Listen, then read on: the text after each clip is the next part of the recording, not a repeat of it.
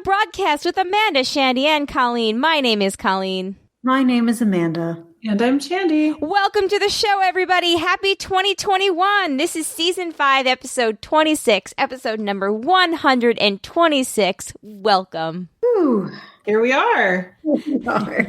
We made it out of 2020 into another banging year. 2020, the appendix. The appendix. Woo! Woo! It's been the epilogue, I suppose. The post phase. I think it's kind of more like a coda.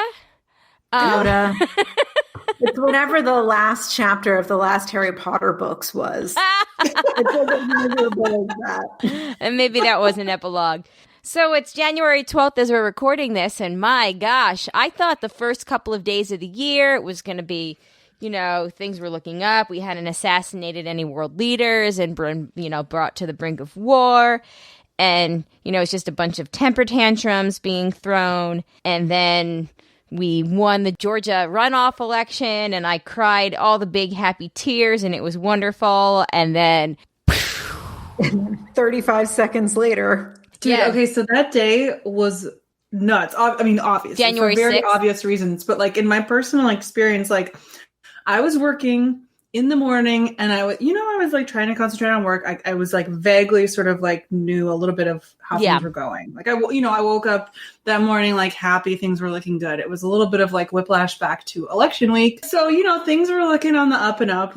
In the morning, I go on my lunchtime walk, and because I'm 3 hours behind you guys, and my lunch is ridiculously early, this is at 11 o'clock Pacific time. So okay. 2 o'clock Eastern time, right? Go on my walk, leave my phone at home, just being healthy, good, disconnected from social media and everything. And as I'm coming around the bend, back home, I see this man on his bike. He's going up the street as I'm coming down the street. He's probably, 65. He's riding his bike up the road. And he goes, we said hi to each other. And he goes, we won. And I'm assuming he's talking about Georgia. And to this day, I'm still, hopeful that that's what he was really talking about. But yeah. But I was yeah, sure did. And I walk home, and 2 seconds later, I walk in the door, and I start telling the story to Frank. But Frank's no, look at the TV. You'll not believe what's going on. And it was just the whole world changed on my lunch break. Yeah. And I really hope that guy wasn't some crazy MAGA who was yeah, we won. We're taking over the Capitol. But I don't think so. He was on a bike ride. He was riding a bike. You're fine. He's riding a bike. Exactly. Oh, I don't know though. Apparently, they starve themselves in prison if they don't get organic food. The QAnon shaman, as he's called, you'll be rest assured the judge did court order him to get fed organic food. They wouldn't feed the children at the border when they ripped them from their parents, and they wouldn't give them soap and clean diapers, but they gave the QAnon shaman who tried to allegedly murder Congress people his organic food. So all's well that ends well, I suppose. This is America. Anyway, that sounds about right. Sorry, I don't want to go into the politics right away, but yes, the world did change. Shandy, I was doing, they live stream Pure Bars at lunchtime, these 30-minute intensives. So I was doing one of those, and my coworker texted me and my boss. She's like, you guys watching them protest the certification? And it was 1:15 at that point. And I was like, no, I'm trying to finish the Pure Bar for lunch. I'm going to put it on after. And I put it on, and I started watching, and I watched the objections, and then they broke into the 2-hour debates. And that was when I was like, okay, I don't need to see everybody's debate. I'm 20 minutes behind. I refreshed because I had it on. I had the Senate in C-SPAN and the House of Representatives in PBS. So I refreshed both feeds, and I saw that just as they were ending the House, because I think that closed first. They put that into recess first, and I was like, huh, that's weird. They finished already? It hasn't been 2 hours. It's been 20 minutes. So I went back a minute and saw them, just say, oh, this is in recess. And I went over the Senate, and they were still going. And I was like, huh? So then I went to Twitter to be oh, what happened? Did somebody do something stupid that made them have to take a time out. And then that's when I saw what was going on, and I was like, oh, this is scary. And then, the rest of the day was actually quite scary. And even scarier is the more information that gets released. Yeah, it's almost scarier now. Because you're like, 4 wow. days post. Yeah. Like, shit could have gotten. I mean, it was real. It was more real than what we saw watching from home through tweet. Mm-hmm. And it 100% is like, I don't know if they modeled it off of Handmaid's Tale, but that is how it happens in Handmaid's Tale. Mm-hmm. There are no original ideas, even in attempted coups. Yeah. So where were you, Amanda? I was in a meeting. So when did you find out? Any intel? No, actually, what alerted me. We were texting a little bit. That's actually what alerted me. Was my first cue that something was happening. Similarly, when I was sort of breaking for lunch or running to the kitchen to grab some food before coming back to sequester myself in my office, Daniel was streaming the New York Times coverage of the debates. And so I was kind of watching over his shoulder for a little bit. And I was like, okay, I got to go back in the other room. I got my meeting at 2:00. So log on to that, and that's sort of going fine or whatever. And then I can hear the TV come on in the living room, which is like, okay, that's weird. That's usually not. Something must have really happened in the debates because Daniel wouldn't turn on the TV during the day otherwise. And then our text thread started blowing up from you guys. I'm like, okay, something is definitely happening. Yeah. So I'm like desperately like, okay, let's wrap this up. Let's wrap this meeting up. Come on. And then I went out and saw. So like it was well into the coup at that point. And just like everyone else, the rest of the afternoon was just parked in front of the TV with just abject horror. I got nothing done. No, it was wild. I saw a meme that I can't remember if I sent you guys, but was something to the effect of, so are we supposed to work through the coup? Is like the most American thing that anyone's ever said. You did send that to us, and I very much related very deeply because that was absolutely a thought I had. And I actually went back and did a little work in between news broadcasts. Not me. And that's why they took a break and I was like, great, let me get a couple things done that I need to do for tomorrow. No, they took a break and I was like, all right, on to Twitter. Let's see what they're saying over here. You didn't know what was going to happen. We've never lived through something like that before. We lived through 9/11, but we never thought we would live through something like that. Mm-hmm. That right. And we shouldn't. It's not something that you would think of. Exactly. It's not something you would think of would happen here. Right. And we shouldn't have been surprised because apparently everybody knew it was coming. But the fact that. Well, and just what was it? The head of either the DC police or the Capitol Police. Police resigned. We had no way of knowing this was going to happen. We had no intel. Everybody tweeting about it. It's like the entire force not have social media. Yeah, no, it's wild. I was expecting commotion, but I was expecting. I mean, we saw this last summer. Insane displays of militarism and police force and, use of force and all of the above. I was expecting there to be reinforcements when there's an actual menace. Mm-hmm. And it's from the far right. Those people are armed and dangerous. Exactly. So, not to say that the left is innocent, but the left doesn't usually bring guns. Yeah, the left is not so attached to the guns. Well, they actually also didn't build pipe bombs or storm the Capitol or break glass to get in or break into the Senate floor and sit on the dais or steal a podium or break into Pelosi's office. Or Mike Pence.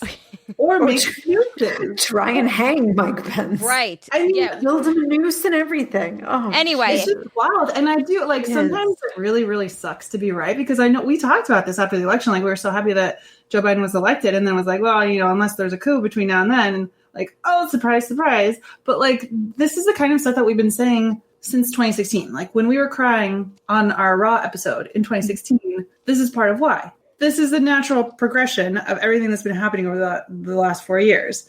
So I'm glad that some people on the right are waking up to it now, but it's dude, we've been here all along. And every time that we got chastised for making comparisons to Nazis or anything like that, but you saw those fucking people and what they were wearing on their shirts. Mm-hmm. So like, sorry, we were right. You can't deny it anymore.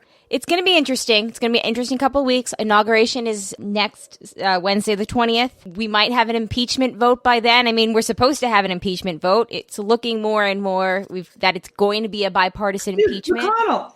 Yeah, Doesn't seem like Mitch is, crying over it. A Cheney is on board. Yeah. A Cheney is, I think a Cheney wants to, I think since Nikki Haley dug her feet so much into Team Trump, I think Liz Cheney is seeing her opportunity to be the non-crazy Trumpist woman on the the thing. So it should be. Sees her window and gosh darn it, she's going for it. I know. So I was Cheney wants to climb the chain. A Cheney wants to climb the chain. I was talking to Mike about this the other day. Like it looks like we're going to have finally the McConnell versus Trump showdown, and they're both terrible, awful people. Like, I don't know who I want to be victorious, but then I'm thinking, no, actually, I want McConnell to be victorious because hopefully that will cauterize the Trumpism coming from Trump himself. I mean, we're still not out of the danger zone because Trumpism itself is still whatever. But McConnell's probably in his last term. He's 78 years old. I don't know. And how about Lindsey Graham? He was letting his KWEEN queen fly in that speech. I was like, wow, every dude you break up with is subject to a speech like this. I feel so sorry for them. He fancied himself a comedian. And it was like, good job. He was also questionably intoxicated, right? that would actually make a lot of sense. I'm seeing that whole speech differently now, but watch it again and wonder. Good job that you got your head out of your ass for 2 seconds long enough to be against insurrection. But then, he's back on board with it now, walking back after that. Exactly. He started walking it back. He just needed to sleep it off. Next morning, he was like, "Whoa, wait pretty a minute." much. He was like, "Wait, what did I say when I was drunk?" We've all been there, Lady G. It's okay. Some of us get to find out what we said because we have a podcast that we can re-listen to.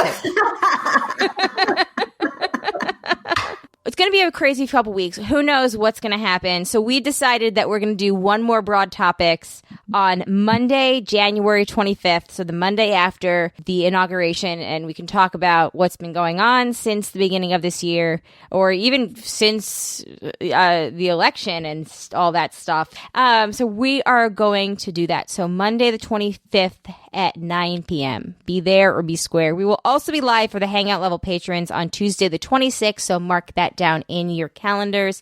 And we are recording our patrons bonus show of all of the bonus clips from December next week. That should be out late next week too. Speaking of extra clips, our bloopers episode is out on the feed. Check that out when you have a chance. That was one of the casualties of the insurrection. Is I was actually starting to work on it, so I had my work email and everything up on my work laptop, and then I had the second monitor, so I had the two simultaneous things going on the big monitor, and then on my laptop, which was open right here, I was going through and labeling all the clips, and I was making good timing. I had pulled out all the ums for the section first because I was like, man, I can't wait to do this, and I had finished that, and then I was moving on to label some of the other clips to put them together, and that's when insurrection happened, and then I just didn't go back to it until Saturday.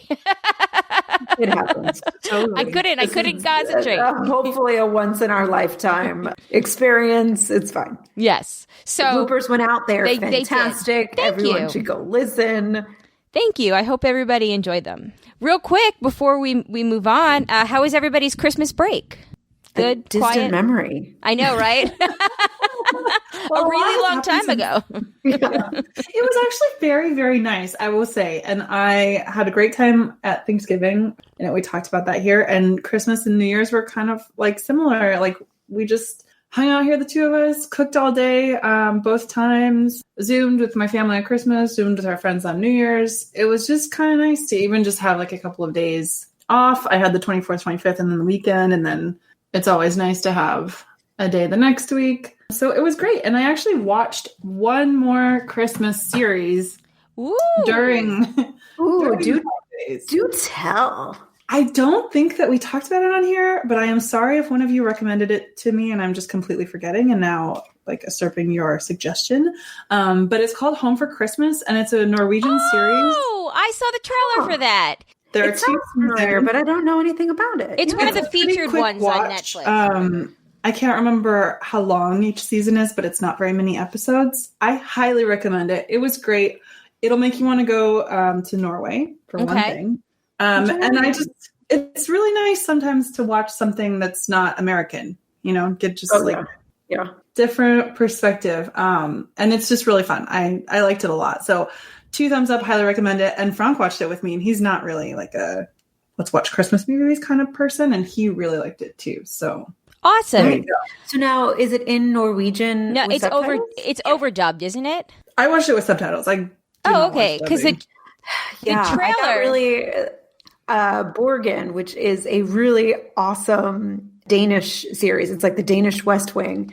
I saw it just went on to Netflix and I got super excited, but it's overdubbed in English and it cheapens the entire experience. And I'm really upset about it. People okay. should never dub stuff. Ever. I didn't realize that the Home for Christmas had subtitles because I watched the trailer and the trailer was overdubbed. And that's why we didn't watch it because we were like, oh, this looks good, but it looks like it's going to be very distracting with the dubs. I wonder if you can change those settings in the language parameters on I'm sure Netflix, 100% you can. Oh, because that's mine came up just naturally without that. Like if it would, I would have done the same thing. If it came up and I thought I could only see it dubbed, I wouldn't have watched it. Okay. I it's got to be in our settings.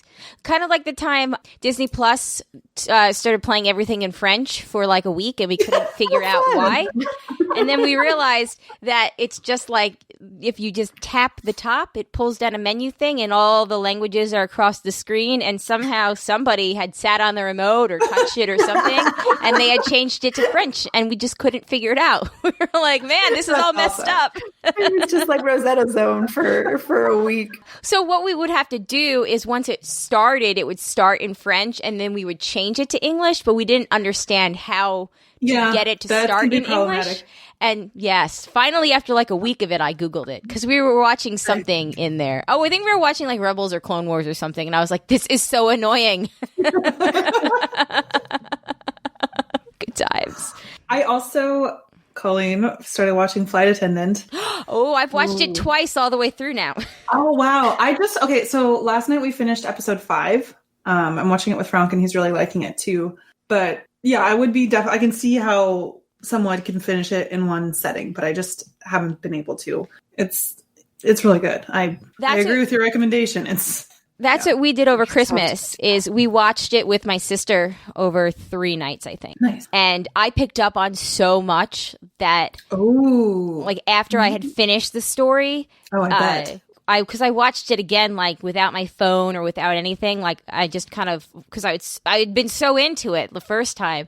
And there are so many clues and things that you could pick up that like like the answer to the mystery and all the components along the way are all there, like all along. Oh my God. I can't wait to get to the end, but I see dead people sort of thing. I see them right now. Sort of. I see them right now. I'm just too drunk to remember. Mm-hmm. Now, speaking of Lindsay Graham, I told you guys that I guessed who the killer was, right? You might have, but no hints. I will not give you any hints. I haven't gotten to it yet. I kind of had forgotten about this series. So again, I was very down the rabbit hole with Bridgerton. Didn't have time for much else. So I called it. So I kept waiting for my sister because it was so obvious again, watching it again, like all the clues. And I kept waiting for her to get it. And she never got it. So I felt real smart. That's it. I was just pumping myself up. I'll let you know if I get it. But I'm 5 episodes in and I don't. But okay. It's great. Anyway, I won't say anything else. Sorry. It is totally wild to see that actress who also plays in Sabrina playing in Lilith in that, which is funny because I also like simultaneously I was finishing the latest season of Sabrina, so I would like see her in The Flight Attendant, and then when Frank would go do something I would like switch to Sabrina and then she would be there. And she's so good. She's such a diverse. Like she can handle so much as an actress. Everything I've ever seen her in, albeit it's not that much, but I've always found her so entertaining. She has my favorite line in Flight Attendant, which I believe is in episode. There's 8 total. I think it's in episode 6. So after you're done, I'll tell you what it was, Shandy. Because I also need to say it in her accent, because I've said it so many times, like just in general, with the accent that I can't do, and I crack myself up every time. So she uses her real accent in the series? I'm assuming it's her real. Scottish. She's got like an Irishy kind of accent. Yeah, and then sometimes not really. And I'm just like, I guess I just don't know that accent. She's got the Hilaria Baldwin accent going on. I think the sometimes actress accent is Scottish. I could be wrong on that. Okay, it is somewhat. It's somewhat, of that area. Sounds to me. But check it out, Amanda, if you have a chance to before we record next. So while we're in the announcement mode, next week we're going to talk about the final chapter of the new adventures of the chilling adventures of Sabrina, whatever it is. We're going to possibly talk about Bridgerton. It looks like it's going to be TV week next week, and maybe the flight attendant. If you guys, I don't know. I'm halfway through Sabrina, so I can't promise I can also dive into flight attendant. Okay, and it sounds like this is really good, and like I'm really gonna want to like savor that. So it's a good watch. Oh gosh. I meant to start this off with the show. A little disclaimer here. My mom, I spoke to her this morning, and she told me that my horoscope said that I was going to inadvertently be an asshole to people today, so I shouldn't talk to anybody. She was like, if you have your podcast, you might not want to do it because you might just offend someone. And I was like, well, I can't reschedule it, so I'm going to do it. And I said it like that, and she was like, see, you're coming off as snotty already. And I was like, I meant to be snotty with that one. Oh, no. Wait, which horoscope was it? Was it like the New York Post horoscope? I'm not exactly sure which. And they all said that today you're going to be a jerk? Supposedly. She's like, don't keep your mouth shut today. Don't talk to anybody because you're just going to come off badly. And I was like, okay. So apologies if I do that. We can just have like a code word. We just, if things are going down a path, we can just be like horoscope. Yeah. Be like Aquarius.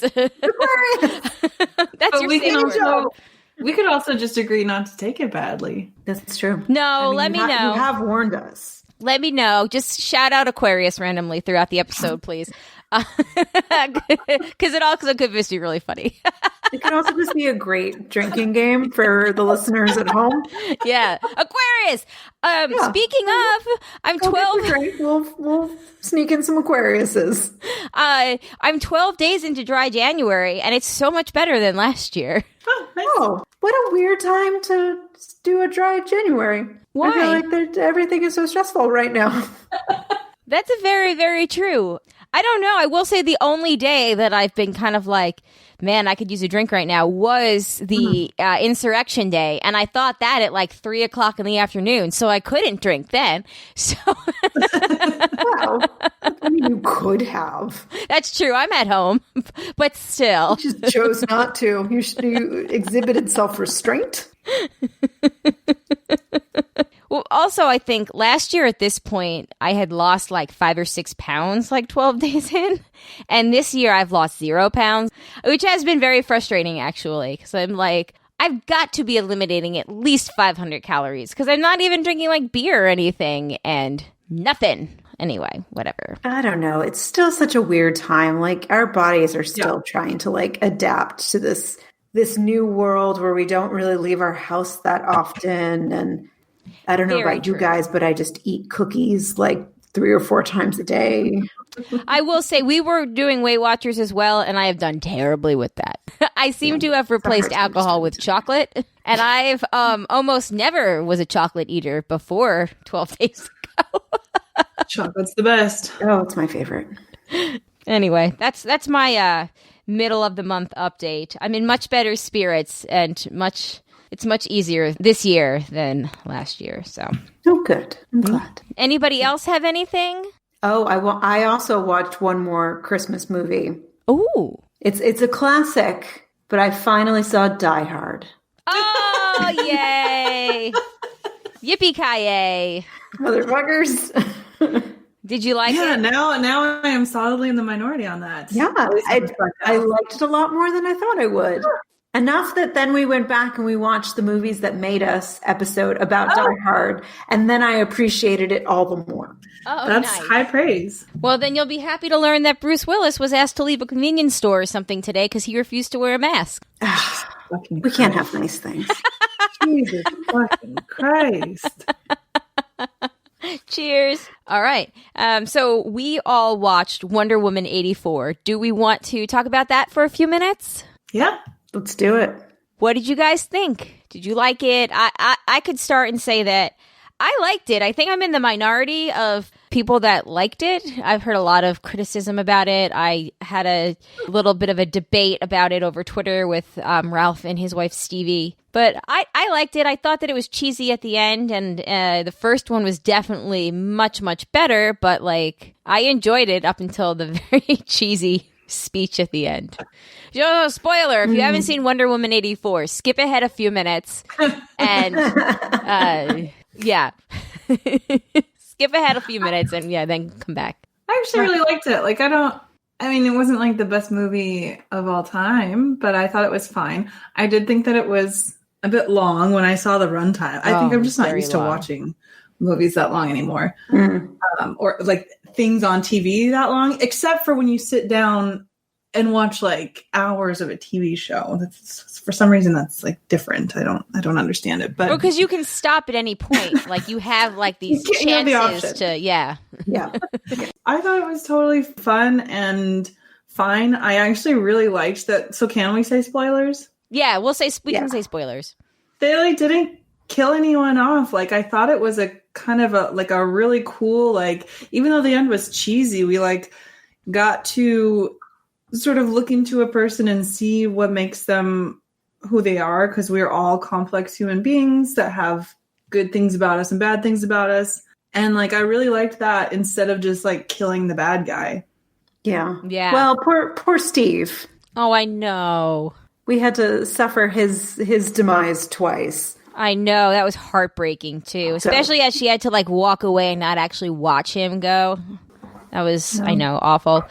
Okay, so my issue with the ending was her speech was just really cheesy, and I was like, I don't know if this speech is gonna like actually change all these people's minds. That was the part, like they had me until the speech, and I was like, really, this is what's gonna save the day?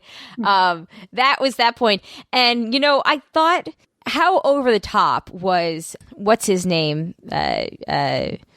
Mandalorian. The Mandalorian, yeah.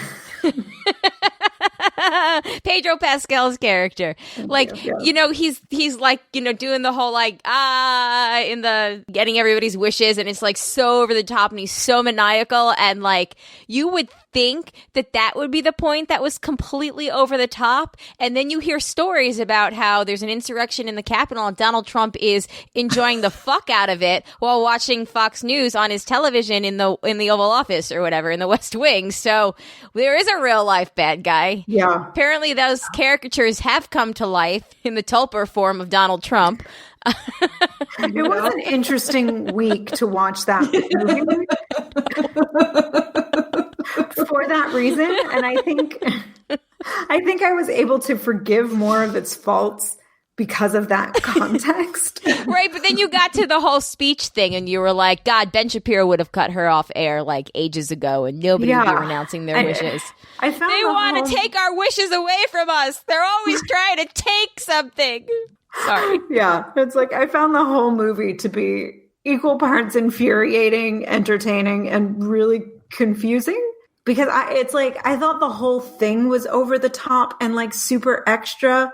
And I couldn't figure out if that was intentional because the 80s were super over the top. That's kind of what I thought. And if they were like leaning into the tropiness for that reason. So I thought that too, but then they didn't fully lean into it. Where was the music? Where was the 80s music that would have actually like put us in the like, oh yeah, we are in the mood for this over the topness. You have committed. They didn't commit with the music. That was my only complaint about the other than the speech. To counter that, I think even the music itself was very extra and very heavy-handed and very like in your face. It was like Hans Zimmer was like trying to be like his biggest. Isn't he always trying to be like that? I know. It's sort of like when John Williams isn't available, you call Hans Zimmer. And then you make the sign of the cross and hope it doesn't catch you. So it was just like the whole thing. But I thought the concept was really interesting and like what they were trying to explore, like the idea of like human nature and wishing for things beyond ourselves and be careful what you wish for. And I think it was like an interesting place to explore. Monkey's paw. But thing. like it just you could drive trucks through the plot holes. There was a lot of just opportunistic thing, like the gold angel suit.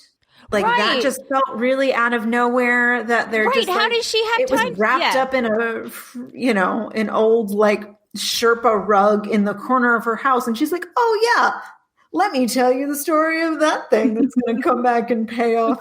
I know. I wish that we could have had more of, her home island backstory kind of interspersed throughout. So we could, or maybe we could have learned more. But you know what, actually, given the mid-credits scene where kind of hear about the goddess or the woman who saved them all and she had found the armor but not her, and then kind of like have her come out and be Linda Carter in the middle of the credits, who was the original Wonder Woman. Was? I didn't see at this point. I was already not paying close enough attention. So what was her like, Lestresta or something? Lestrestra? Yeah, I was just like, oh cool, Linda Carter's here. That's a great cameo. Yeah, she was supposed to be the Amazon that she took the gold suit armor from or whatever. The one who stayed behind. Yeah, I loved half paying attention for the back half of the movie. So okay, that is cooler than I gave it credit for. Yeah, I thought that was super neat. For me, like maybe it's just my lack of experience with superhero movies and the whole genre, but like I kind of like I can forgive all of the over the topness and even any plot holes because like she's a superhero, like it's solidly not real. Right. So I'm just like along for the ride. And I'm more apt to. There is that component to it that like I was mostly entertained. I mean, the action sequences in Wonder Woman movies are just much more beautiful to watch than just about any other action movie. Like except for them flying that little plane through fireworks across the world and it never running out of gas. I think that's when I really stopped, like really fully devoting my full attention to the movie. I was like, no, this is where I tap out. But then the end of the movie, which is you would think is like a week later, it's snowing, so it's not the 4th of July anymore. You know, I did not even notice that. I would have been more apt to. What is time? I don't know. Was it filmed? It was filmed in 2020. Right. I am apt to forgive a lot of the over the topness and plot holes as well because it's not one of the Marvel movies, and the Marvel movies are so interwoven that they can't have a plot hole. Right. Just because they're so coordinated and tightly done, and the DC movies are so we're just happy somebody's watching this and they don't suck. Valid. I will say the one thing that I was a little bit disappointed about, I mean, I thought it was interesting, but still kind of disappointing, is the coworker who turns into the cheetah, who is apparently Barbara. Because I looked, Kristen Wiig. Yeah, so looked that up, and apparently that was already part of the world Cheetah or whatever. was her big, I suppose her big nemesis in the comic books too. Yeah, so I guess for anyone who's actually familiar with that, it was probably interesting to see that story. But for me, it was kind of she started out so nice, and I understand that we all have our character flaws, but I was disappointed that somebody so nice has to become this female rivalry between two strong women based on jealousy. I'm the Barbara character, I was even here for it until she went full turning into looking like a cheetah. Yeah. Yeah. That scene was just way too long. Like It was way too long. You know, traditional pitting the women against each other. The fight scene was like 10 minutes too long. And she's the only one that didn't renounce her wish. Yeah. Yeah. You don't see her renounce her wish. And Jay was like, she had to have renounced her wish. She turned back to normal. I said, no. When Pedro Pascal's character was, you know, he was like, give her your strength and give her your cunningness and give her your fierceness. Like, he was taking those things for her, which was one of the points that Ralph had made, that he didn't like that she originally got her power from the stone, but everything else that came kind of after was her relying on the male characters, him staying strong and intact in order to keep her like strength and powers intact, if that makes sense. And she didn't renounce it at the end. So, and I think that was kind of something that you could possibly forgive, because you know she's like a long-running bad guy in the show. But if you don't know that going into it, and you think she's just some sweet, nice coworker who's like, you don't know like her anti-hero journey, like, you know, it's not well established. It's one of those things, like, if you have the backstory, you're more apt to probably forgive the fact that, like, she went and stayed bad guy because you know of her as a bad guy, versus, like, seeing the character as this sweet, like, gentle, funny, kind woman who then, you know... Dr. So-and-so, I loved that. Yeah. Yeah. No, I knew none of that. That does recolor how I looked at that character. But Kristen Wiig I'm glad I Googled it because I had that same sort of reaction. Yeah. I mean, once again, like, once she went full cheetah, it was like, there's got to be something. Yeah. She's got to be a thing. Yeah. You don't just become a cheetah. Yeah. See, I was so, like divested in the story at that point. I was like, okay, sure, yeah. No, she's part cheetah woman now. Okay, cool. And I think I think she's the coming... slippery slope. Like, whatever, that happened. I think she's coming back for the third movie, I think. Oh, there's going to be a third movie? I think so. And hopefully it'll be better. It's going to be Wonder Woman 1972.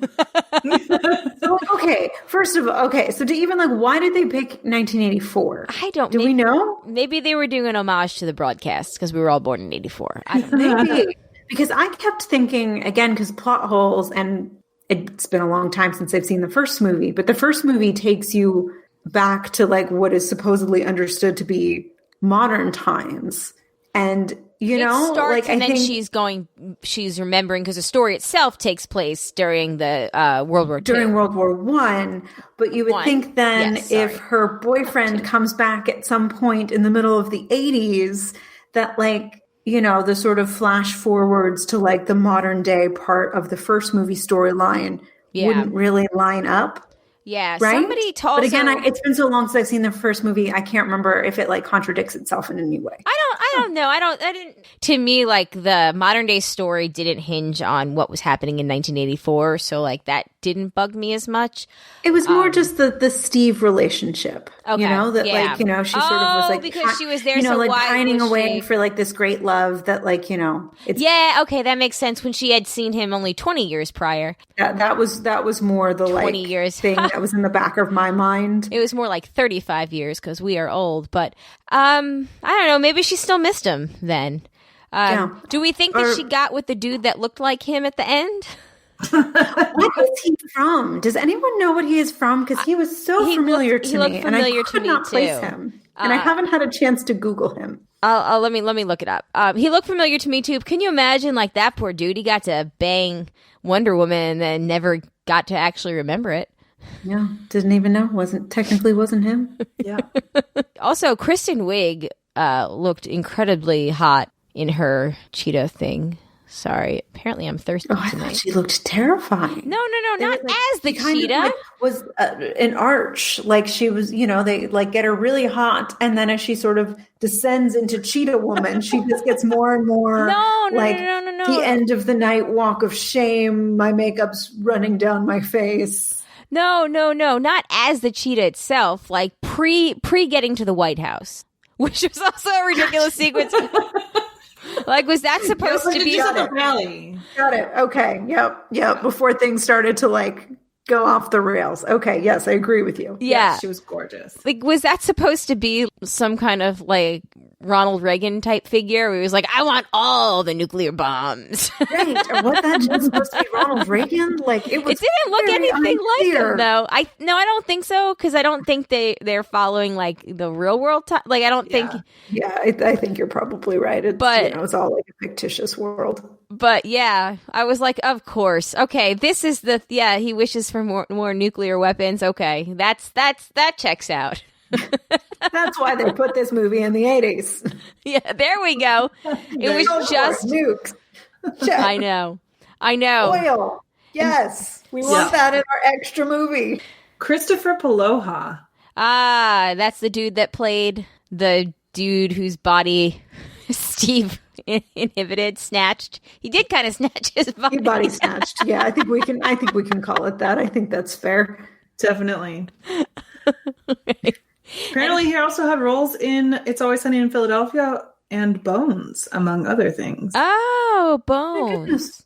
And he was in a lot of... So, okay, guys, we cut it all out, but we went on this tangent where we figure out who he was. He's been in Hallmark movies. He kind of has that, like, Hallmark face where they're hot but dumb-looking at the same time. I'm sorry. Aquarius. Sorry, that sounded mean. Anyway, cool. There's a picture of him at Comic-Con, so he's done dorky things. Anyway, yes, so getting back to the movie. I think we're all in agreement that it was not as good as the first one. Two of us had fun watching it. Two of us had fun watching half of it. One of us had fun watching half of it. Yes, correct. One of us used the other half of the movie to do other things while watching the movie. Well, fair. But I love that we got to watch it in the comfort of our own homes. Yes. Not that that's like a novelty at this point, but to be in our own homes. But, it was nice. The novelty of watching like a brand new movie. I feel like all the movies I've been watching have not necessarily been like new releases. It did feel novel in that way. Yeah. Somebody told me, whether it was on Twitter or wherever, that a lot of the problems with the movie came from, of course, Patty Jenkins and the studio kind of clashing, where they wanted certain things put in and she didn't. I can't confirm that because I didn't look that up, but that's what somebody mentioned to me somewhere on the internets for whatever that's worth, and that would make sense. All right. Well, like I said, we haven't said it yet, but to wrap up, I think it's worth a watch if you're into that kind of stuff. Just, don't go into it expecting it to be as good as the first one, but it's not. I don't know. It's more popcorn, less nuanced than the first one. Yes, there it is. And one of the other things that Ralph didn't like was that she had to make a hard decision of giving up Steve to save the world, and he thought that she should have been such like a strong person that like she shouldn't have even had the choice. It shouldn't have been a choice for her. That really wasn't an issue to me because I thought the opening scene kind of showed pretty well how she was always kind of learning. Right. Well, and I feel like that whole thing was just like an excuse to get Chris Pine back in the movie. Right. Because they have such good chemistry. I wish they hadn't killed him. They really do. And like that was like me going into the movie. It was just like, all right, let's see how they get Chris Pine back. We were kind of the same thing. And then as soon as we saw her hold the stone, we were like, oh, she's going to wish him and we're going to get zombie Chris Pine. Which we were close. We got body snatching Chris Pine. So right. But I also loved how when you make a wish, you get Beyonce wind. Yes. That felt like a very like 80s extra, like we're being subtle about what's happening in a super not subtle way. But honestly, I mean, do you really get a wish if you don't get Beyonce wind? I mean, that's what I wish for. But it was Beyonce wind. Yeah. That's just me. Yeah. Or even Mariah wind. Mariah wind would work. Anyway. All right. Final thoughts before we move on? I'm surprised they're making a third one. I'm not. It made a lot of money. I'm excited to see how they bring back Steve in the third one. Yes, let's do it. Yeah. They go back to 1862. Wonder Woman 1884. 1884. Oh my God.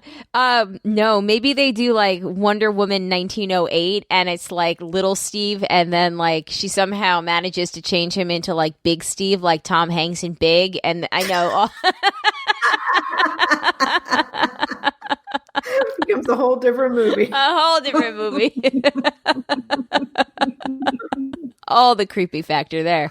Anyway, cool. Final thoughts. All right. It was fun. Yeah, I give it 1.5 thumbs up out of 2.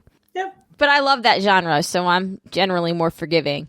I also loved the crap out of Aquaman, so I really liked it. It's a lot of fun. Jason Momoa, what's his name? Yeah, I mean, I would watch it just for Jason Momoa. Like, he's just pretty great all around. He is. Cool. Speaking of really long movies, I thought that movie was long, and then we watched Fellowship of the Ring and The Two Towers with the kids over the weekend, and those movies are long, and I had forgotten just how long. Like, they left Rivendell, and Zachary was like, are they going? And I was like, oh no, sweetie, there's like 2.5 hours left of this movie. We also not even watched an intermission yet. the director's cut, so we didn't even. Did they make it? That's a lot of attention span for your kids. They did pretty good because we didn't watch it all at once. We broke it up into like a couple of sittings, like throughout the day. But Alex did fall asleep for about 30 minutes in the middle of The Two Towers. Yeah, that's fair. Yeah, I mean, I'm really excited. I did that the first time I watched Two Towers too. Yeah, but we watched the director's cut, so it really was like 4 hours of movie each one. Wow. I'm real excited to watch Return of the King, though. I love Return of the King, and I was so proud of myself that I still remembered all of the lines and everything from the first 2 movies. I think, everybody wanted to like muzzle me, like, shut up, stop saying the lines. This is my original nerd thing. Give it to me, guys. I haven't seen those movies since they came out, and like, I liked them, and like it's been 20 years, right, since Fellowship of the Ring. Long. Yeah, we were young folk when it's been almost 20. It was 2001. It's been 20 years. Oh my God. Okay. Yeah, because I remember going to see the movies like with my family. That would be like we would always go see a movie around Christmas time as a family. And yeah, so technically we still got about 11 months till it's been 20 years, but like we're in the 20th calendar year. Wow. I wonder what they'll do for the anniversary. That's kind of a big one. It is. And given that we can't go see really new movies in theaters, I'm sure they're going to come up with something.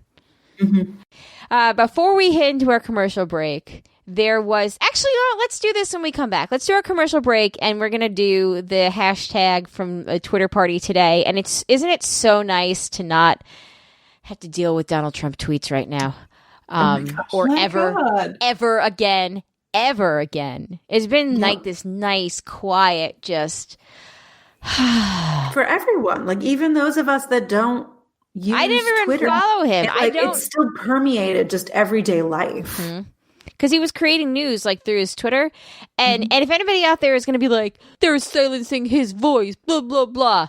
I'm pretty sure he's the president of the United States and he could like walk into the briefing room at any time and like.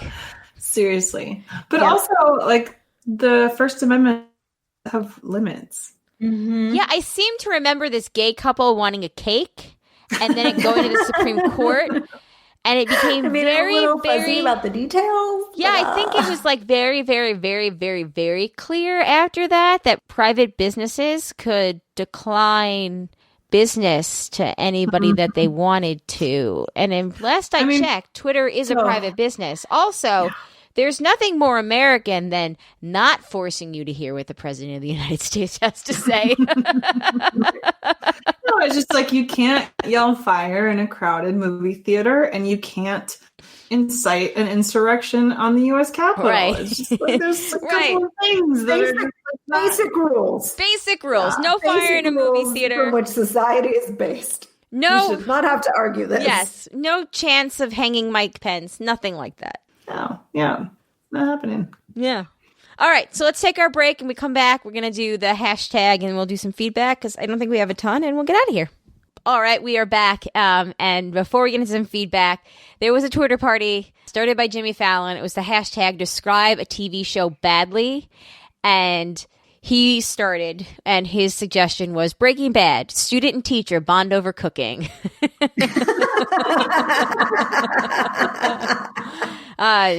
Another one, which was by Rafi Nikolai, The Apprentice, bankrupt con man poses as tycoon.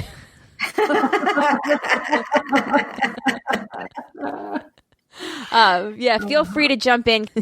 I'm seeing Fresh Prince of Bel-Air. A young man claiming to be royalty moves in with the family, quietly murders his aunt, replaces her with a lighter-skinned imposter, and no one seems to notice. Oh, that one's dark. 24. Man has worst day ever. I think that's actually a great way to describe it. Basically, yeah. Rogue Betty says, Survivor, where the winner is awarded a large sum of money to survive living where poor people have lived for centuries. Oh. Sometimes the truth does hurt. Ooh, Game of Thrones. Random people in the winter fight for a chair.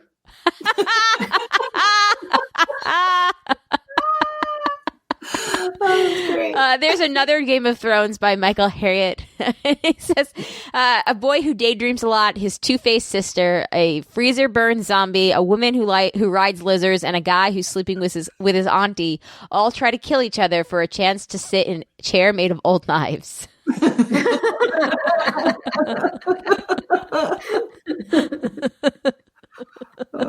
The Price is Right. People tell you the price of your groceries and win cars.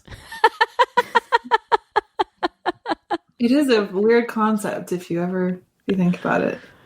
Game of Thrones, another one. Lord of the Rings. With dicks.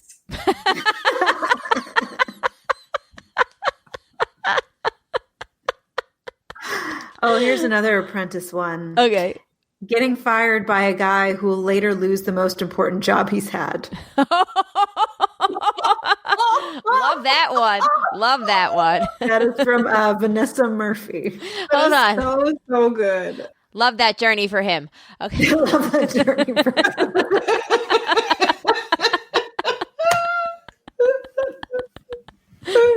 Third time was the charm, everyone.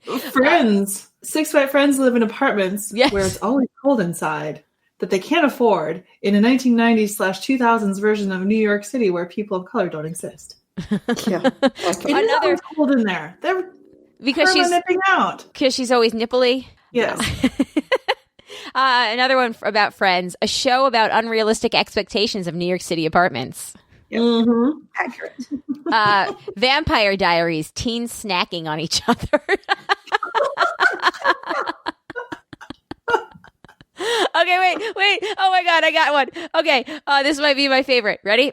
The Mandalorian. A guy who always wears a mask per CDC guidelines is forced to watch over a 50-year-old who doesn't. I haven't even seen it, and I thought it was funny. Because the child, Baby Yoda, is actually 50. He's the same age as Anakin Skywalker. He just ages very slowly. Yeah. Oh. Now you're caught up. Interesting. Good to know. Dancing with the Stars. Lots of dancing, 0 stars. And Sean describing it badly. That's accurate. And Sean Spicer. Remember when Glenn Beck was on Dancing with the Stars? That's something that I always tell people. I'm like, remember that one time Glenn Beck was on it and then got voted out after the first episode? Because I do. Throwback to our earlier conversation, Bridgerton, 1800s Gossip Girl. Ooh. Oh, yes. It is totally that. It's Masterpiece meets Gossip Girl. Grey's Anatomy, for every patient saved, 2 doctors will die.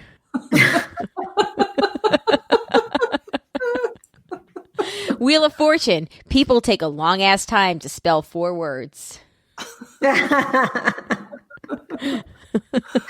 Oh, here's another Mandalorian one. Okay. Single dad traveling the galaxy to feed his adopted son makes friends along the way. And then it's got a really cute Baby Yoda gif. Aww. Stranger Things. Girl with nosebleeds likes to be upside down.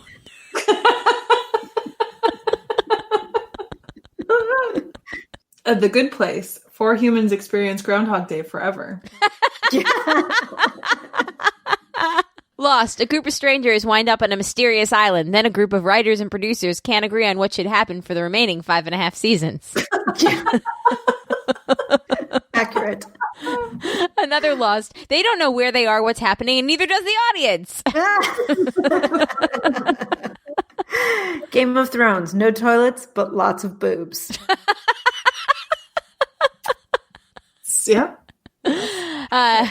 House. Going to see a doctor for a runny nose and leaving with a leg amputation and a pacemaker.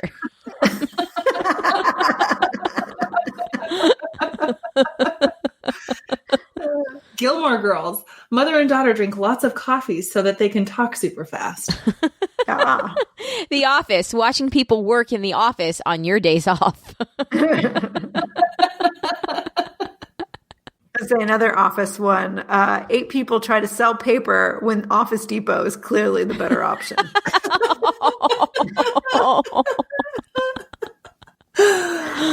Stranger Things. Goonies, Jaws, E.T., and Poltergeist all meet in a bar. Yeah. Oh my God. Days of Our Lives. Okay. Never, ever trust a paternity test. Not wrong. Oh, here's a Westworld one. Real people who aren't real try to figure out who's real. Accurate. Do you guys remember the TV show Bewitched? I do. Toxic masculinity attempts to suppress female magic. Yep. Yeah. Okay, one more each. So everybody look and see what... Oh my God, okay, this doesn't count. Sex and the City, Golden Girls prequel. I just saw that, yeah. Did I steal your last one? I'm sorry. All right, everybody pick one more, and we'll do that, and then we can move on to feedback, because this is fun. This is fun. This is a great hashtag. Okay, who wants to go first? Okay, I can go. Okay. Grey's Anatomy. Almost 2 decades of one woman crying over a guy while holding a scalpel. True. Okay, The Good Place. Dead people just living their lives.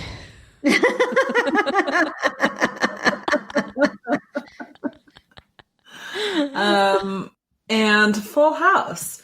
When San Francisco real estate prices force upwards of 9 people to share one house. Oh, God. Okay. I said one more each, but I found a Law and Order one. That's fine. Okay. Doom. People doing everyday things, but they can't stop finding dead bodies.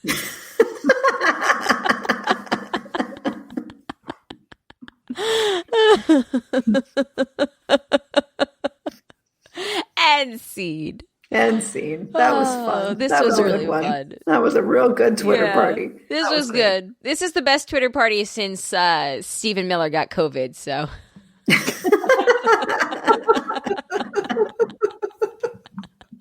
God, I forgot that even happened. Yeah. It wasn't even that long ago. It was like October or November or maybe September. I'm not even sure. Yeah. Oh my gosh. All right. It was in the middle of Jason D. It was, somewhere in the middle of Jason D. All right. Moving into the Facey Back.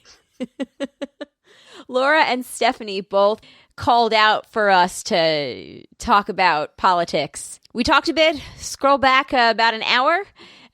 We opened the show with it just for you ladies. And please, if you can, join us on the 25th at 9 p.m. for Broad Topics. And then Laura also said, do you have any new shows or books to recommend? I just finished The Midnight Library by Matt Haig, which I highly recommend. I just finished The Midnight Library by Matt Haig, which I highly recommend. Imagine our world was back to normal. No COVID issues, no masks, no travel restrictions. What's the first thing you would do? So as far as shows, stay tuned for next week when we talk about maybe a lot of shows. We think we all recommended, one of us, definitely Flight Attendant. Stay tuned, though, for next week with the other shows, Sabrina, Bridgerton, whatever else I said an hour seriously, ago. Home for Christmas. I don't think it has to be Christmas for you to watch it. Okay, and Home for Christmas. I was into it. Like, I was kind of like looking at it. So Is that on Netflix? I believe so. Jessica got me the book Simply Devious, I think it's called. It's one of the books that we talked about, or that Alice and Martha mentioned on one of their Real Weird Sister shows. And there was a trilogy, and they talked about it. And I think I had mentioned to somebody that I really wanted to read it. So Jessica got me the first book as Patron Secret Santa. She got really sweet. She got me that and my gold notebook, which I have long wanted the gold notebook. So I'm very excited to have both of those things. I can't recommend books because I haven't read a book in a long time, but I'm gonna this year. I swear it's gonna happen. Just one, but I'm gonna do it. Well, I have some recommendations. Go for it, please. I recently finished Ordinary Light, which is a memoir by Tracy K. Smith, and she is somebody who I knew of as a poet, and so it was interesting to read a memoir of hers. It's about like her relationship with her family, and in particular with her mom, because the book starts out with her mom dying, so then it kind of goes back and like looks at their whole life, and they just have a really beautiful family, and it's really good. And again, she's a poet first and foremost, so it's just it's a pleasure to read. So I would recommend that. And then I just started Outlawed by Anna North, which came to me as a recommendation from Tasia, who tore through it and was raving about it. It just came out in 2021, so it's like very hot off the presses. And then for New Year's, Frank got me A Promised Land by Barack Obama. Oh, nice. It's like 700 pages, so I haven't started it yet, but it's on the docket. But definitely Outlawed, I think, is going to be really fun. I just started it, and it's much shorter. It's only like 200 pages, maybe 250. So it's going to be like hopefully a little like a fast read. But it seems really fun. So awesome. And interesting. Nice. Maybe not the right word. Interesting. Good. Yeah. Nice. Yeah. No, I'm kicking it old school right now. I just started Jane Eyre for the first time. Nice. Yeah. I've never read that, I don't think. No, I haven't. I had to write a paper on it. We should have done a better job in packing our books because we have a lot of duplicate books that I noticed in the unpacking. So I took one of the copies of Jane Eyre, and I'm like, you know what? I'm going to read this. I've been reading a lot of like downer and like self-help books and baby books, and I just needed to read a story. So went back to a classic. So nice. Excellent. Yeah. I would love to hear how it is. Yeah. I read that because I had to write a paper on it for something, but I can't really remember a lot of it. I liked it though. Yeah, so far so good. I'm like 46 pages in, and it's taken me like 3 weeks to get there. So hopefully I'll pick up the pace. But look, you're already ahead of me on the book that I started in May. So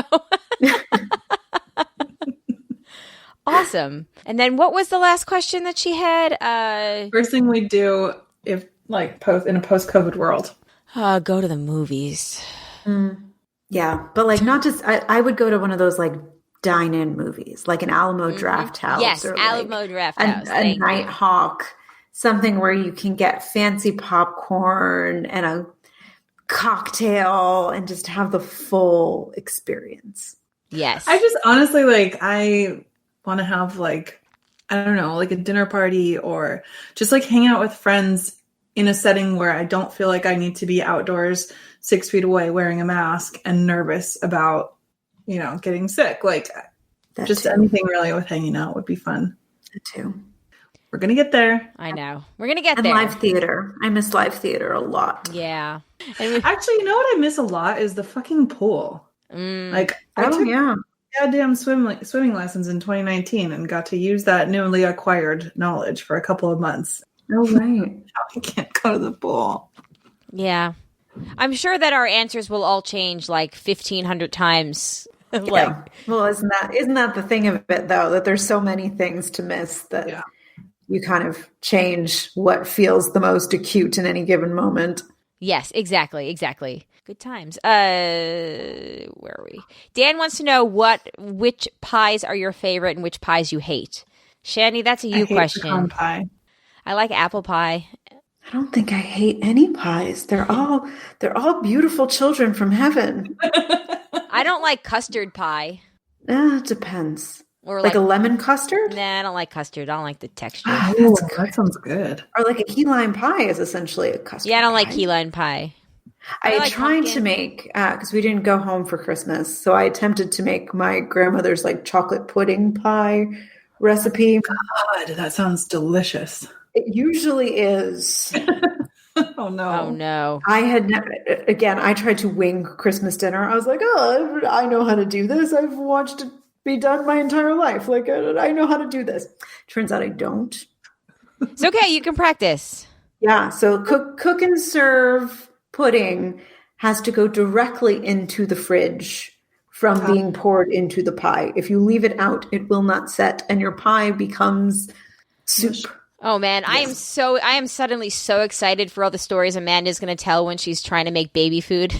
Yeah, it's going to be unpleasant. Actually, that's fine. It's just a food processor. Like I've got. You know, I said the same thing. Normally, I'm a very good cook. It's just I did the baby bullet, and I had the baby bullet and tried to do like the sweet potatoes and all that stuff for Zach. And I was so over it that I never once made a thing for Alex. Not one thing. I think it's going to depend on what the universe, where we are in the world. I think if I'm still commuting to work, it's going to be ain't nobody got time for that. But I'm working from home. Yeah, that's true. You can get a lot more done from home. I hope we answered that question to your satisfaction, Dan. The answer is only I dislike a pie. Oh, Shani, pecan. And we all like all the other pies. Okay. Delicious. To varying degrees, I do think that apple pie is very over. I love apple pie. Nice and warm with ice cream. Anything. Oh, gotta have it with ice cream. Mm-hmm. A fruit pie with ice cream. Yeah. Must be all of it. I think again, I'll eat the apple pie, but I feel like it's a little bit what is the word? Overrated? Overrated. Thank you. I like chocolate chess pie. Yeah. I think it's because of the like hardness and crunchiness of the apples, even after they're cooked. It's like a little bit like, if it was just applesauce, then I would probably like it better. I don't like applesauce. Yeah, see, I like the diversity of texture. Yeah, which is odd because I'm like texture weird, but I like the texture of that. How does anyone feel about the apple pie with slice of cheddar cheese? Have we talked about that? I have never heard about that. Yeah, it's so there's like the the 4 ways to eat apple pie. Just plain, which why would you do that? Whipped cream, ice cream, or the slice of cheddar cheese. And I think that might be a regional like New York City thing. But yeah, you can get apple pie with the slice of cheese melted on it. Look, I myself have never had it. But I feel like it might be a salty sweet thing that might actually be pretty guys, good. What's not to like? Apple good, pie good, cheese good. Yeah. Well, it's like you think about if you have like apple and brie, it's like the same kind of concept. Yeah, I was going to say, like, I think my initial surprise was the concept of mixing cheese and pie. But now that I'm over that initial surprise, I'm kind of stuck on the cheddar. Like, if you're going to go for any cheese in the world, why would it be cheddar? I would do Gouda. It's as equally American. Or brie. Oh, that's true. Oh, but wait, wouldn't that just be American cheese? Very much. Well, but American cheese isn't really actually cheese. Well, what's more American? That's also more American. Yeah, right. I don't know, guys. I didn't invent it. We'll have to find a deli Okay, we'll add that to the list of things whenever we're all in New York to go find. Yeah. But I grew up in New York and I have never heard of that. There was a whole sequence in Dash and Lily that talked about apple pie with a slice of cheese. I don't remember this. They go to 5 and 20 Blackbirds, which is like one of my favorite pie places in New York. And they get Huh. How did I miss that? I know I missed that too. Yeah. Okay, now I hope we answer this to your satisfaction, Dan. Speaking of books, Matt had some book suggestions. The Glass Hotel by Emily St. John Mandel. Deathless Divide by Justine Ireland, the follow-up to Dread Nation, a.k.a. the post-Civil War zombie book I mentioned a while back. Red at the Bone by Jacqueline Woodson. And he's currently listening to the audiobook of A Court of Thrones and Roses by Sarah J. Maas, which is a retelling of Beauty and the Beast, but less problematic. Interesting. Oh. Intrigued. That sounds intriguing. And now we've got a supersized Match What She Said, so let's get into that. Hot tip. I am very heated. It's not that big for me. I got one for Christmas. You wouldn't put them in those positions over and over again. I could see those holes for sure. It did have a big, beautiful, happy ending. I am here for a fourth. Jay, you in for this?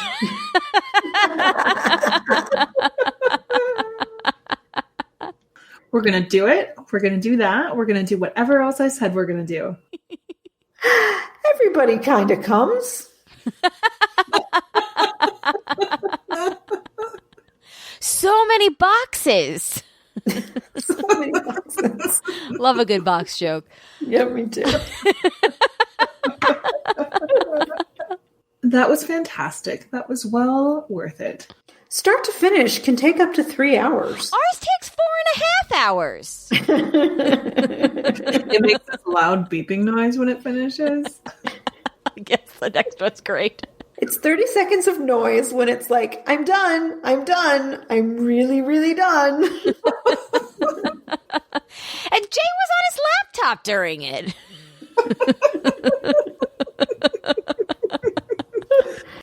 I've lost track of all the times it's come up. I was going to go to sleep, but let's do this. Hitting all the good spots there. Oh, God, the next one's hilarious, actually. Totally check out the flight attendant. We don't have time to do all 23. Ooh, you're doing my favorite one. Thank you, Matt, for sharing with us. I guess I gotta do me. I get it, and I'm going to stop you there and say you deserve it. Thank you, Matt. That was great. Thanks, Matt. And it was. All right. Moving on to Butter Shemales. We have a voicemail from Maggie and an email from Andy.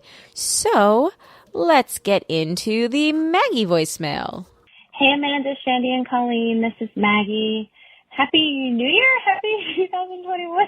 I really should have called last week. It would have been much more optimistic. I'm hoping you ladies have already talked about the craziness of last Wednesday. I can't believe it's almost been a week since that craziness. It's kind of insane. But I'm not going to talk about any of that. I'm going to let y'all do it. And yay, Georgia. That's the other thing. Forgot, I feel like. I know I did. So if you have not watched Bridgerton, I would say watch it. I loved it. I watched it in a day. Also based on a book series, and which I went on a quest to get all the books because I owned 3 before now, and now I own all 9. And it's a lot of fun. It's beautifully written, beautifully shot. The colors are great. There's a diverse cast. They made some changes from the books, but I love them. And yeah, so watch Bridgerton. It's 8 episodes. There's going to be 8 seasons, so you guys will watch it. Start watching it now. No. So, hope you ladies are well. Oh, and congratulations, Amanda. I will talk to you soon. Bye-bye. So we are going to watch Bridgerton. We did talk about the coup. I had no idea that there were going to be 8 seasons of Bridgerton, though. And I agree, Maggie, the costumes and the sets are just absolutely gorgeous. It is so pretty. Okay, well... Yeah, I didn't realize. It was clear that there was going to be a second season, because the way they end the first season, it's like setting up more action. But I didn't realize there was going to be that many seasons. I'm so excited. Okay, you got me kind of excited to watch it. Sort of. I don't really get into period things very easily. Oh, but it's okay. So here's one thing that it's fun, how they kind of mix. For example, the music. It's like contemporary music, but played by a string quartet. Okay, it's pretty awesome. Okay, it actually makes me like that Billie Eilish song. Which one? The really slow one that's boring? Oh, wait. Yes, exactly. Which one is that? That one. But But thanks, Maggie. We hope you can join us on the 25th as well to talk about everything. And yes, congratulations, Amanda. We've only tangentially referenced it. But yes, no, I'm currently growing a human. Been very busy. Suddenly all that I've got to refill my water makes a lot of sense, doesn't it, listeners? Yeah, and we are going to move to a new apartment. Yep, yeah. Who moves the week before Christmas if they don't have to? So when is baby DG coming? I don't know if you're baby Drake, baby Giordano, baby. We're still sorting out what the last name is going to be. That's why I went with DG. Yeah, we haven't made any final decisions yet on You know, you could pull a Dan Savage and give your kid a last name that's neither yours nor your partner's. Oh, Really? that's just an extra. That is just an extra variable to the conversation that we just don't need. Amanda's like, I just want choice A or B or maybe A Just dash saying, it's B. egalitarian. Yeah.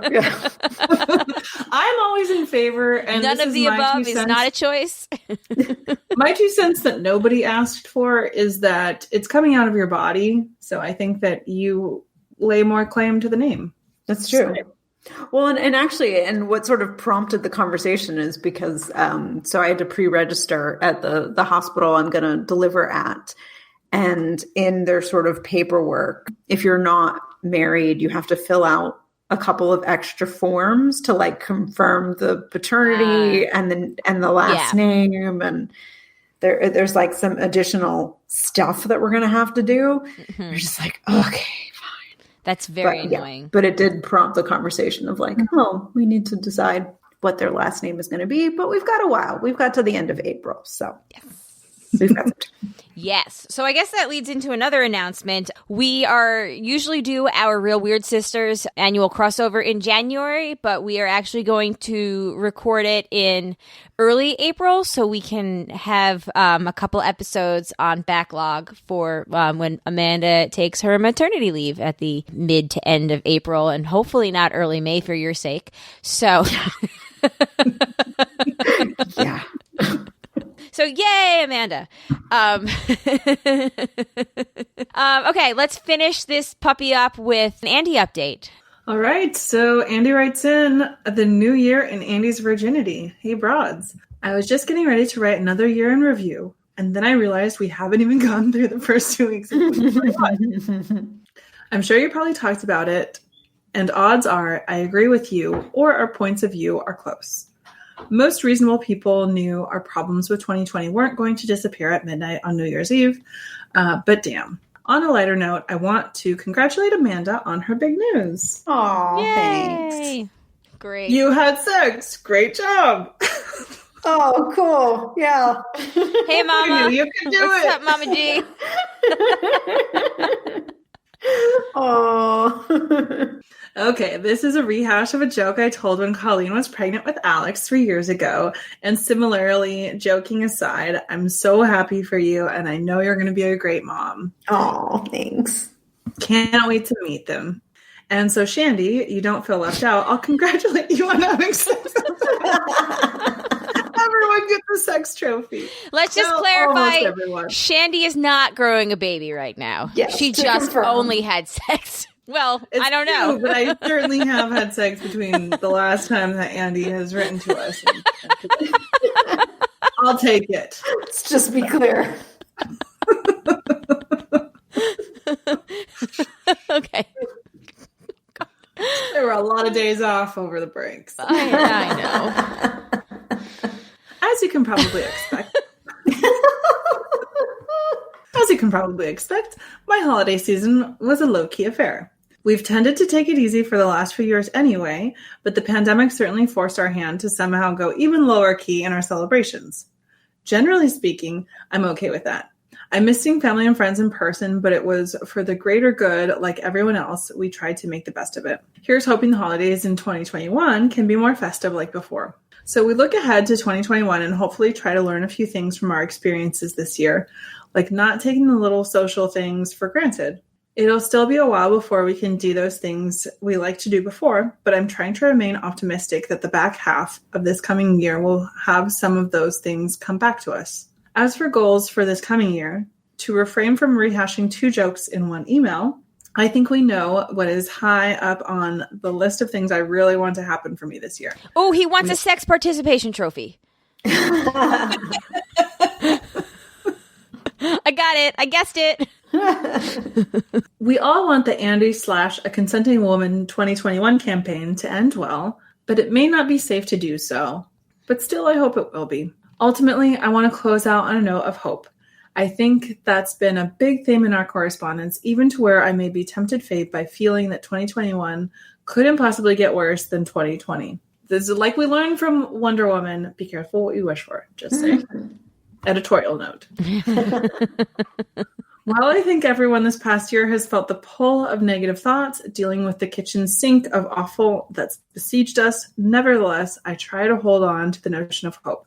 Now, that doesn't mean we should think the future is going to be cupcakes and puppies and 3-day weekends for everyone. God, that sounds... Oh, but that sounds great. That's all I want in the world. Yeah, Cupcakes that's like a perfect life. Rather, hope is something we have to put effort into believing. The future will always have trials and tribulations and awful things we can't possibly see coming, or some things that are painfully obvious that, say, 70 million something people are oblivious to or actively want to happen. Despair and cynicism can just drag you down. You have to work to keep a positive attitude. You all remember times when I felt like I'm just never going to find anyone and die alone, and to be honest, those thoughts have popped up in my head a bit lately, but still, I have thoughts that I will meet someone. In his Song of Ice and Fire series, George R.R. Martin wrote, and I'm paraphrasing, that the only time you can be brave is when you are afraid. I feel this applies to my feelings about hope as well. You can only truly be hopeful when you acknowledge the despair. Things suck now, but I choose to hold on to the belief that things will be better, even when those other thoughts that it won't swirl in my head. I hold on to hope.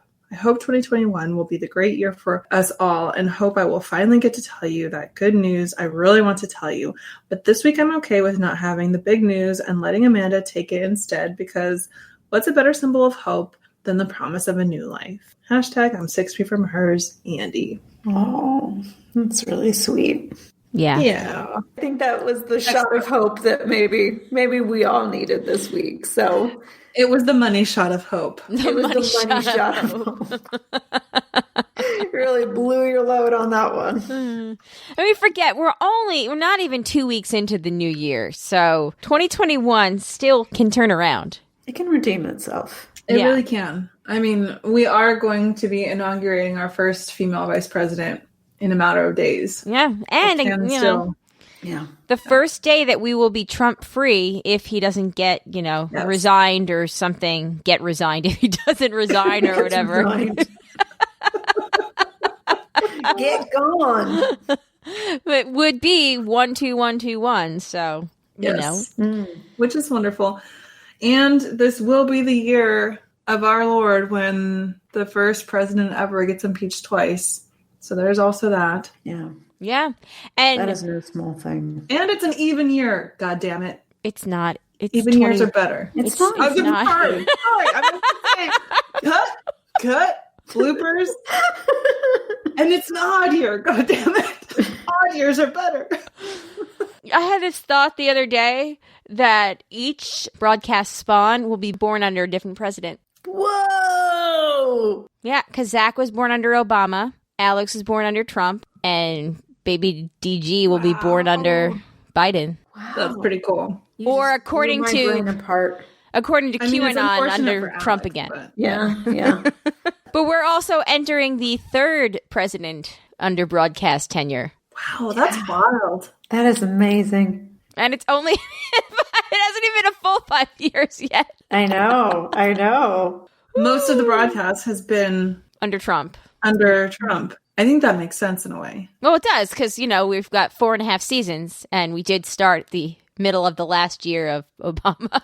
Well, Math. No, but I mean, how does it work? beyond it making logical, timing sense, I feel like there's something sort of universally poetic about that. Yeah. Yes. It makes that kind of sense. On that plane. I'm picking up what you're putting down. Yeah. Yeah, there you go.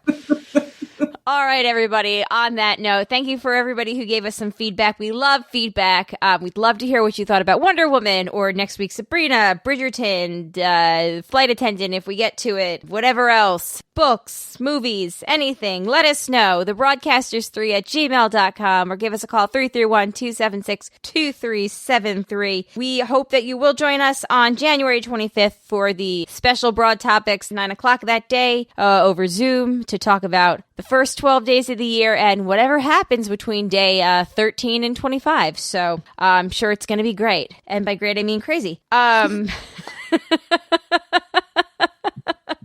It'll be our first podcast under Biden. It'll be our first podcast under Biden. There we go. So thanks for listening. Give us a review if you haven't done that yet. We haven't put out a call for that in a while. And yeah, tell a friend. Tell a friend about a broadcast in the new year. Be like, are you tired of doom and gloom? Do you need to hear 3 ladies having fun? Well, I got a podcast for you.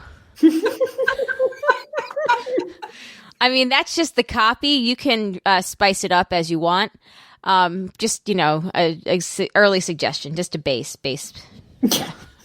Just some boilerplate. Yeah, just some bullet points. Put them in your own paragraph. 2021, the broadcast. Bring a friend.